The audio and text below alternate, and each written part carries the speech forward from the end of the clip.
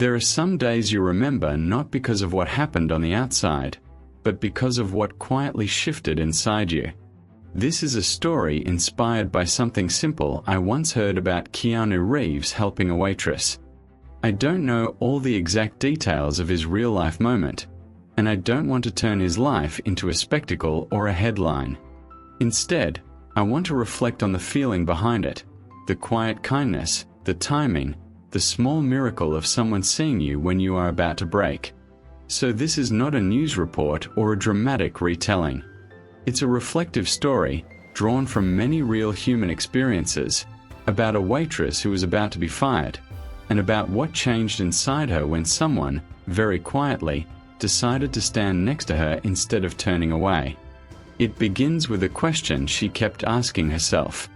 How did my life get here? Her name was Sarah.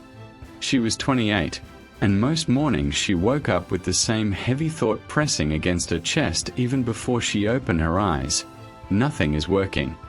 Her alarm would go off at 5:30 a.m. in a tiny apartment that always felt a little too cold in winter and a little too stuffy in summer. She would lie there for a minute, staring at the hairline crack in the ceiling, trying to gather the will to move. There was always this tug-of-war inside her, between the part that wanted to give up and the part that kept whispering, just one more day. She hadn't planned on being a waitress at 28. Not because there was anything shameful in it, but because she remembered herself at 19, sitting in a college lecture hall, full of ideas and energy and vague ambitions about helping people, traveling, doing something meaningful. Life had sounded so open back then. Then her father got sick. One semester off turned into two. Tuition turned into hospital bills. Dreams turned into extra shifts. Somewhere between doctor's appointments and late-night bus rides, her life narrowed down to something very practical. Pay rent, buy groceries, keep going. The restaurant job wasn't supposed to be forever. It started as a way to cope, and then slowly, without her quite noticing when it happened, it became the center of her days. By the time this story takes place, her father was gone, the college credits were old, and the restaurant was not just a job anymore. It felt like a verdict. Like this was who she really was now, and always had been, someone who didn't quite get where she thought she would. There is a particular tiredness that comes from long service shifts. It's not only physical, it's emotional. You carry other people's moods, the impatience, the entitlement, the rudeness, the rare kindness. You have to smile on command even when your chest feels hollow. You remember a dozen orders, dietary needs, little preferences, while your own needs keep getting postponed. On that day, Sarah felt it more than usual. It was a weekday lunch shift. The kind of day when time moves slowly, but your body doesn't get a break. Office workers in for quick meetings. Retired couples stretching out a meal. Travelers with luggage tucked by their feet. The quiet clink of glasses, low background music, the hiss of the espresso machine. It was all so familiar that it had become almost invisible to her. Except for the manager.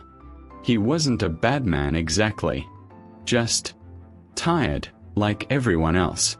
Under pressure from his own boss. Focused on numbers, efficiency, customer reviews. In his world, a table wasn't a place where people lived little pieces of their lives. It was a potential complaint or a potential tip. Over the past months, he had grown more impatient with her. He noticed her slowing down, zoning out, needing to be reminded of things. "You're distracted," he had said one evening, after a long shift where she'd mixed up 2 orders and forgotten to charge for a side dish. "This place is already hanging by a thread. I need staff I can rely on." Those words had lodged in her like a splinter. I need staff I can rely on. She replayed them more than she wanted to admit. On the day everything nearly fell apart, she woke up with a pressure in her chest that felt almost like a physical weight. The night before, she had found a final notice on an unpaid bill slipped under her door. Her hands had actually trembled when she picked it up. It wasn't a surprise. She had been late more than once. But seeing the words service may be disconnected in bold letters made everything real in a way that shook her.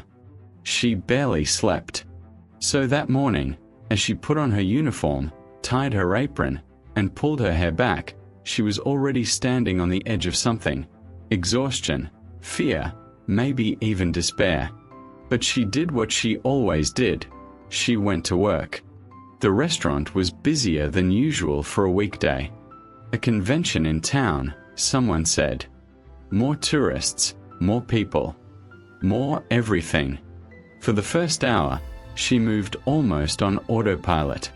Table 4, coffee, no sugar. Table 7, 2 salads, dressing on the side. Table 3, extra napkins. She could have done it with her eyes closed. Smile, take the order, repeat it back, reassure, serve, clear, smile again.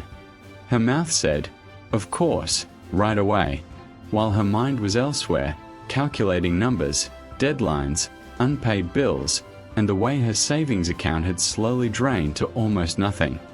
Then, a small thing happened, so ordinary that on another day, she might not have remembered it at all. She mixed up 2 checks. One table of 3 had left, in a rush, paying quickly because they were late for a meeting. Another table, 2 quiet travelers, had no idea that the bill they were handed was wrong. The totals were similar, the ticket numbers off by just 1 digit. It was the kind of mistake that happens in any busy restaurant. But the manager saw it. He had been on edge all week. The restaurant had received a few negative reviews online, mentioning slow service and disorganization. He felt under a microscope. So when he discovered the error at the register, saw the paperwork out of order, saw the confusion on her face as she tried to explain, something in him snapped. You handed the wrong ticket again, didn't you? He said, not loudly, but in a voice so tense it felt worse than yelling. She tried to retrace her steps in her mind, but everything blurred. I think I mixed up those 2 tables.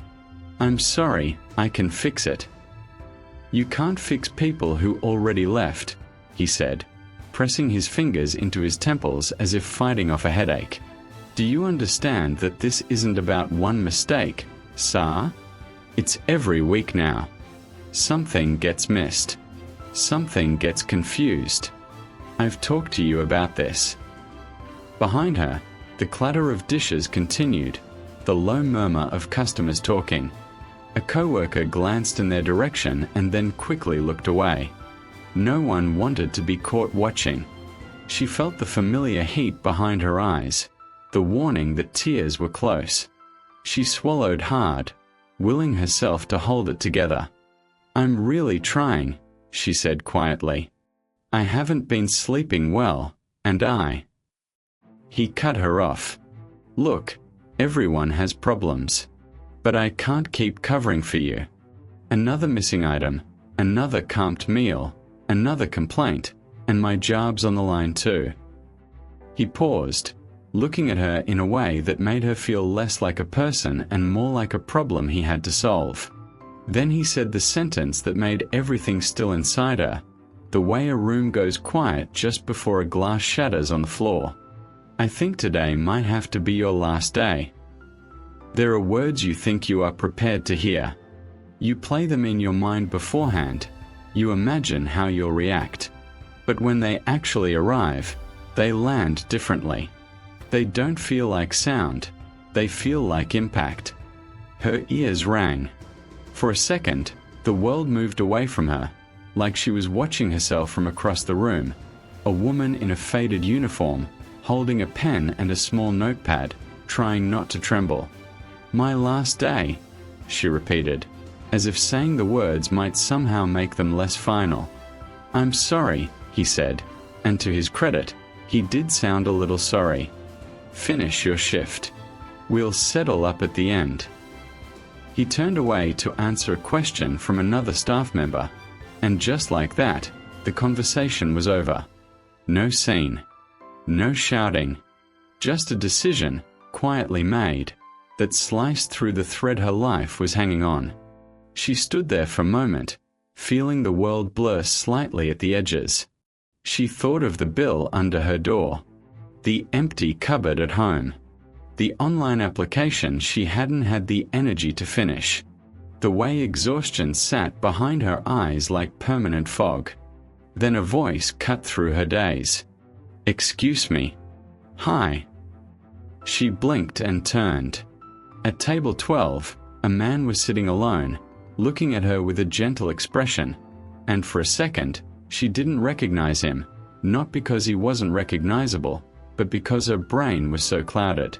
It was Keanu Reeves. Not the actor as a headline, not the carefully lit version on poster walls, but a quiet man in a well-worn jacket, hands around a cup of coffee.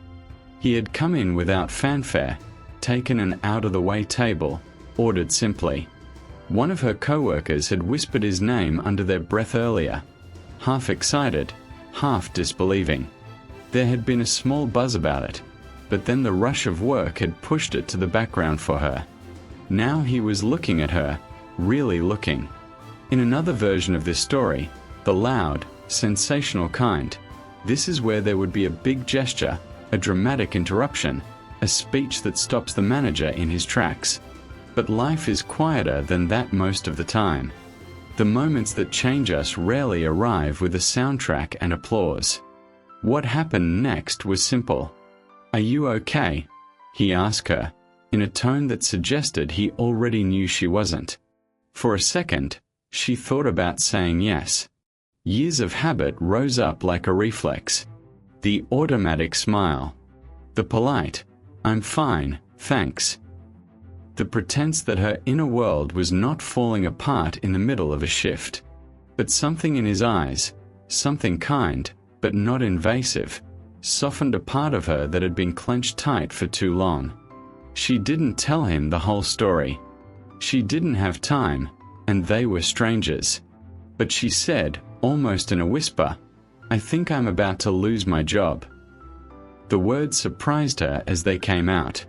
She hadn't even fully absorbed them yet, and now here they were, spoken aloud. He didn't rush to give advice. He didn't act like a celebrity doing a performance of empathy. He just nodded, as if to say, "Yes, that sounds really hard." Then he said something very ordinary. "Can you bring me the check when you have a moment?" She nodded automatically and went to the register. Her hands still shook slightly as she rang in the ticket. Coffee. 1 pastry. A modest bill. She printed the receipt and walked it over, setting it gently on the table. He took his time pulling out his wallet. While he did, he said quietly, "You've been very kind and patient today. It matters, you know, even if not everyone sees it." She didn't quite know what to do with that. Kind and patient felt like the bare minimum, not something worth acknowledging. But hearing someone say it out loud landed in a part of her that was starved for any kind of affirmation. She smiled awkwardly. "Thank you," she said, and realized she meant it more deeply than those 2 small words usually carried. After he left, she went to collect the billfold from the table. Inside was the receipt and some cash folded neatly around it. At first, the amount confused her. She counted it again. It was far more than necessary. The tip was not only generous, it was startling. Almost exactly the amount of the overdue bill at home. For a moment, she just stood there, holding the billfold, feeling a rush of emotion she couldn't immediately name. It wasn't just gratitude. It was something like disbelief mixed with a strange sense of being noticed in a life where she often felt invisible. Her manager happened to walk by at that moment. "Everything okay?" he asked, glancing at the table. She hesitated, then showed him the receipt without comment. He looked at the total, raised his eyebrows slightly, and then looked at her. "That's quite a tip," he said. She shrugged, still processing. I guess he was being kind. The manager was quiet for a second. Maybe in that moment, he remembered that the world outside his spreadsheets and reviews still sometimes surprised him. That not everything could be calculated. After a pause, he said, more gently than before, "You know, you handle some pretty difficult customers pretty well." He cleared his throat, as if uncomfortable with his own softening. "Why don't we talk again at the end of the week instead of today? Let's see how things go." She looked at him, not quite understanding. "You mean?" "I mean," he said, "maybe I spoke too soon." It wasn't a grand rescinding of his decision. It wasn't a sudden promotion or a tearful apology. It was something smaller, but still real, a pause. A second chance. A little more time. He walked away, already distracted by someone calling his name, but she stood still, the billfold in her hand, feeling something shift inside her. Later, after her shift ended and she walked home in the fading light, the events of the day played back in her mind, not as a series of dramatic moments, but as a quiet line connecting small things. The sleepless night. The mistake with the checks.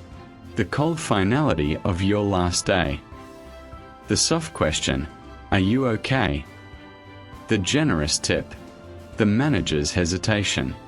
Her own confusion, and beneath it all, a question slowly forming. Why did that one act of kindness feel like such a turning point? At home, she laid the cash on her small kitchen table and placed the overdue bill next to it. The numbers were so close it made her chest ache. She paid it that night, sitting at her laptop, feeling as if someone had reached into the chaos of her life and shifted one thing just enough to keep everything from toppling over. But the money, as important as it was, wasn't what stayed with her the longest. What stayed was this simple, undeniable feeling: I am not completely alone in this world. It sounds like a small realization, almost cliched when said out loud. But for someone who has slowly been drowning in their own private struggles, to feel, even briefly, that the world can still lean toward kindness, that matters. Over the next few days, she noticed herself moving through her shifts with a little more presence. Not because everything was suddenly fixed, but because something inside her had softened. The hard, cynical shell she had started to grow, the one that said, "No one cares, nothing changes, you're on your own," had cracked a little. She began to look at the people at her tables differently. The impatient businessman checking his watch every 30 seconds. Maybe he was afraid of losing his job too. The quiet older woman eating alone. Maybe she had lost someone and didn't know how to fill the empty spaces in her day. The frazzled parents with noisy kids. Maybe they hadn't slept properly in months. She couldn't solve their problems, obviously. She was still struggling to solve her own. But she found that, in small ways, she could choose how to meet them. A little extra patience. A softer tone. A moment of genuine eye contact when she said, "How are you?" and waited, actually waited, for an answer instead of treating it as a script. She started to understand that the job she had been seeing as proof of her failure could, in a quiet way, also be a place where her humanity mattered. One evening, on her short walk home, she thought about the man with the kind eyes and the famous face. She imagined what his life must be like, how exhausting it could be to always be watched, recognized, read into. And yet, in that moment, he had chosen something very simple: to see her as a person, not as just another server passing by. She wondered how many times in her own life she had walked past someone's silent struggles without noticing. The coworker who had been